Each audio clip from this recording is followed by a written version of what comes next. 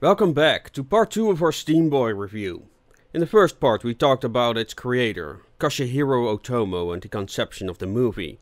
In this video we'll start with an in-depth analysis of the movie itself and especially how it handles its themes. Because that is the thing that fascinates me most about this production. That's why we'll start with some of the main characters and work our way from there.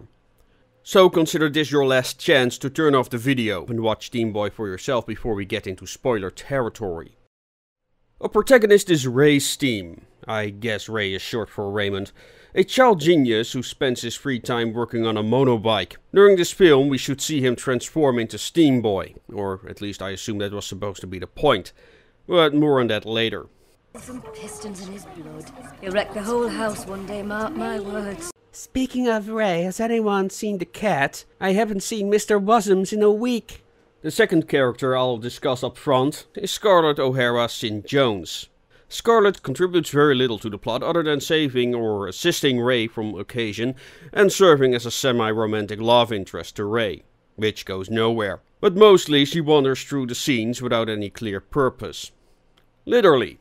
I guess he's a good example of a token girl character. Beside that, she is your typical spoiled rich kid with no real knowledge about the real world, with an annoying voice, and many fans hate her for this. The only reason I mention her at the beginning of the review is because she is the heir of the O'Hara Foundation. An American multinational that made its wealth thanks to the arms trade and plays an important role within the thematic structure. I'll use that word again, so get used to it. Personally, I didn't mind her that much, but she is unnecessarily cruel to her dog. That's enough for me to put her on my shit list. The dog also disappears halfway through the movie, so maybe Otomo thought it was funny. Then there is Ray's father and grandfather, Edward and Lloyd Steam. These are the most important characters in the film.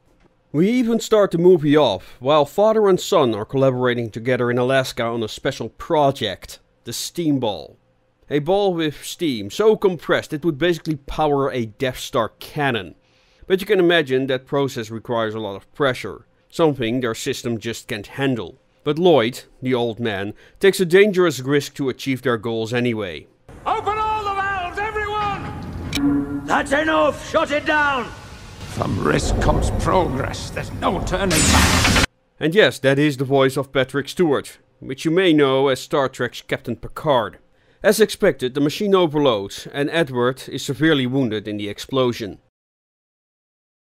Then we cut to 3 years later when Ray's family in Manchester receives a steam ball by mail from his grandfather Lloyd. Mother! With a letter. The letter contains instructions to hand the steam ball over to a certain Robert Stevenson. Now of course you could ask, why doesn't Lloyd send the steam ball to Stevenson right away? While the Steam family is unpacking the box, there's another knock on the door. This time it are 2 goons sent by the O'Hara Foundation. Those are the arms traders I mentioned before. They have come to collect the steam ball, but the boy resists. Fortunately, before we have a scene of 2 grown men grabbing an underage boy, Grandpa Lloyd comes in. Gramps, what are you doing here?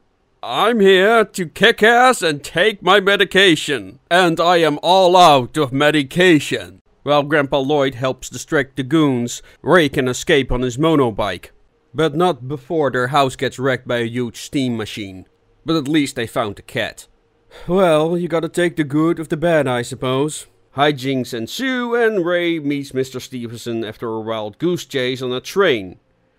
What are the odds? Then the O'Hara Foundation attacks again, capturing Ray along with the steam ball, just like that. Well, if you're confused, you should be, because that whole thing makes no narrative sense. In the span of about 10 minutes, we are introduced to a dozen characters within 2 action scenes. And therein lays the problem with Steamboy. The entire film feels like a roller coaster moving from one scene to the next. And Ray is just along for the ride, only responding to the situation, but doesn't really do anything to develop or progress his own arc. And if he does something, it's because the script allows him to, because other characters are too distracted by the main plot. The only ones who make things happen are Edward and Lloyd. They're the real stars of the movie, everything else centers around their ideological conflict and Lloyd attempting to sabotage his son's Edward's plans. But I'm getting ahead of myself. So after the kidnapping, No pun intended. Ray is in London, where he gets to meet Scarlett O'Hara during a fancy dinner, where she abuses her dog some more. Just what we need in a family picture. Then a mysterious door opens, and who walks in?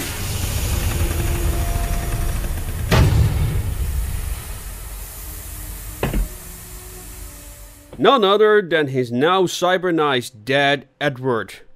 Which is a bit awkward, because Lloyd told Ray his father died a few scenes ago. Dead! Your father, my son, is gone! So Lloyd lied to his own grandson. But why?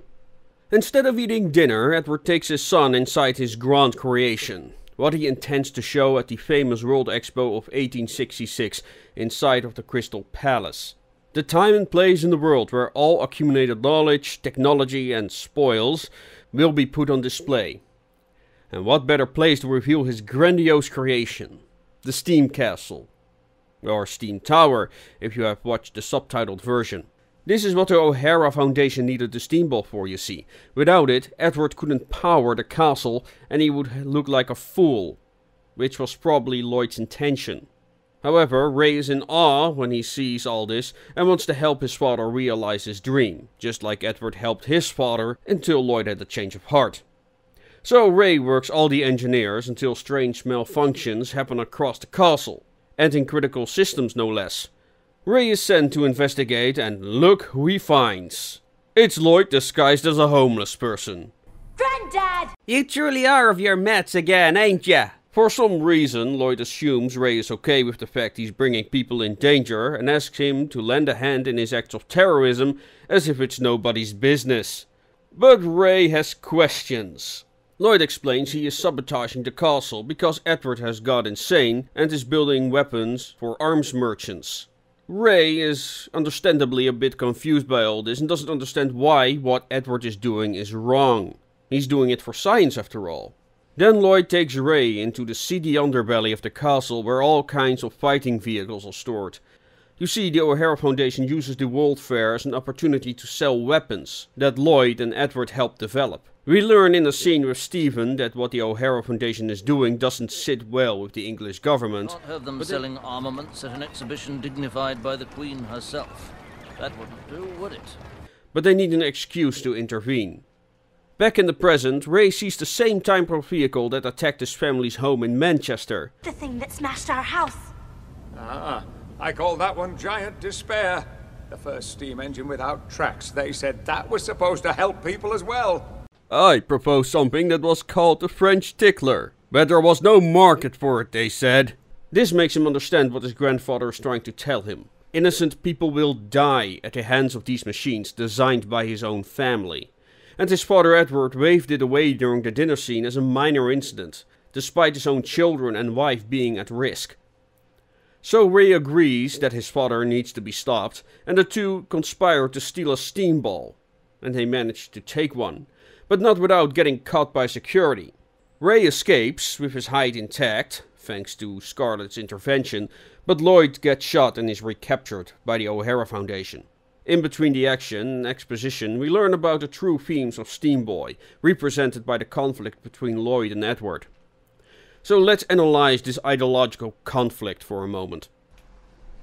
The best way I can describe this conflict is between the legacy of Wernher von Braun, the creator of the V2 rocket, and that of Gene Roddenberry, the creator of Star Trek. Let's start with Gene, who inspired scientific progress by creating fiction. People dedicated their lives to science in order to join NASA, because they wanted to make the predictions of Star Trek become a reality.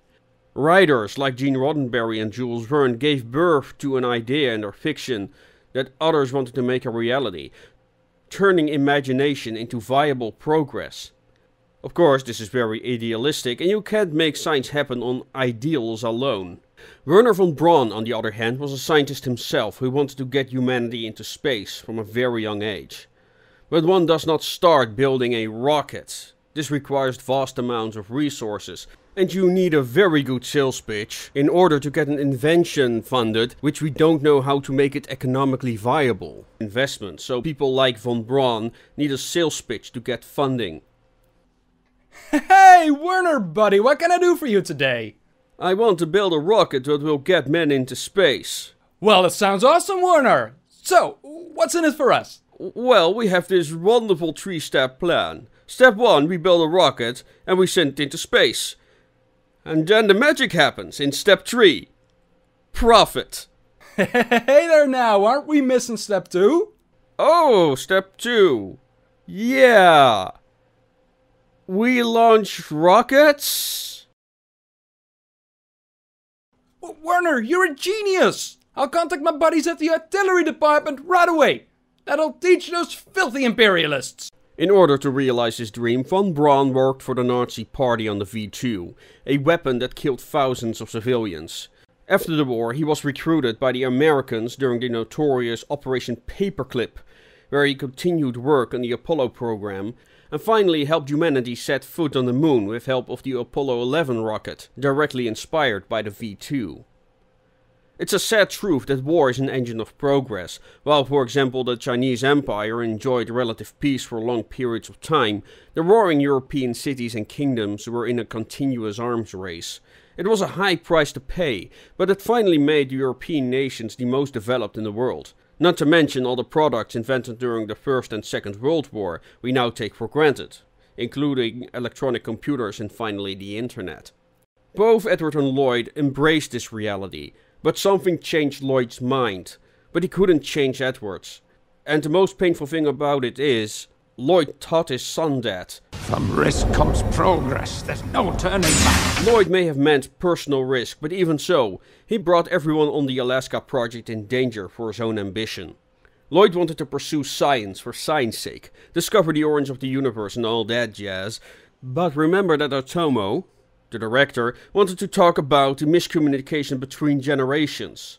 So as a result, Edward has become a pragmatist, as cold as the steel prosthetics on his body, who wants to make scientific progress, no matter what the cost. Both men once shared the same goal, the creation of the steam castle, which was supposed to be their magnum opus, a construction that included everything science had made possible till that point. But Lloyd wasn't willing to pay the price in human suffering. Edward, on the other hand, seemed willing to sacrifice even his own family to that cause. So it happened that during the construction, with help of the O'Hara Foundation, Lloyd and Edward came into conflict. It's not specified how, but just like Werner von Braun accepted help from the Nazis, Edward took a sponsorship from the O'Hara Foundation, and Lloyd probably agreed at first, but then they started building armored cars, tracked vehicles, fighter planes and even power armor. For Lloyd, the price to realize their dream just became too high. So Lloyd started sabotaging Edward's plans and stole a steamball and sent it to his grandson, Ray, in Manchester. Because who wouldn't trust a 13-year-old boy with one of the most powerful engines in existence? Speaking of Ray, where is he in all of this? Well, someone needed to provide the action, otherwise we only had two farts bickering with each other. I mean, what is this? Star Trek?